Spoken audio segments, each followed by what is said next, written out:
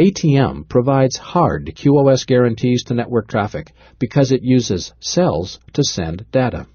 ATM QoS works like the telephone network. On the phone system, each connection gets its own dedicated circuit, and there is no interference from different connections or applications.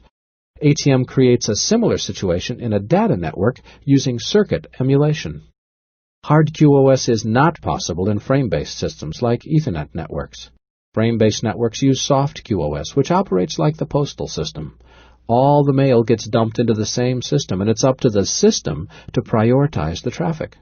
For example, at the post office, some mail is first class, some is priority mail, and some is overnight mail. Each envelope is identified with a special tag. Based on this tag, the post office prioritizes the mail. But it is not a perfect system. The requested service is not guaranteed.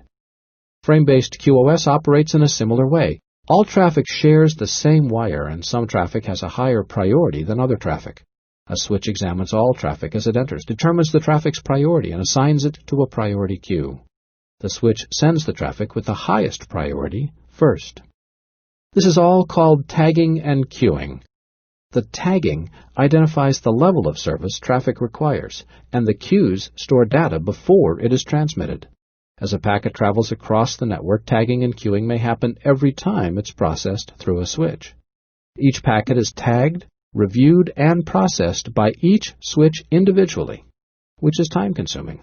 For this reason, frame-based QoS does not provide the levels of QoS that ATM offers. As I mentioned before, the soft QoS offered by frame-based networks is often good enough. It all depends on the needs of each network.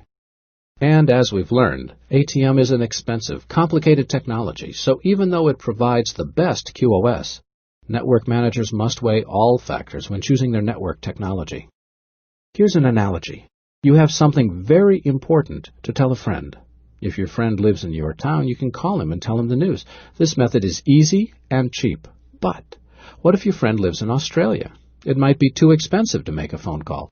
It might make more sense to send an email or write a letter. So the decision about how to communicate your news involves more than just picking the fastest method. You have to determine how important the news is, how soon your friend needs to know, and how expensive the communication method is. So once again, when network managers choose a QoS method, the right choice depends upon many factors.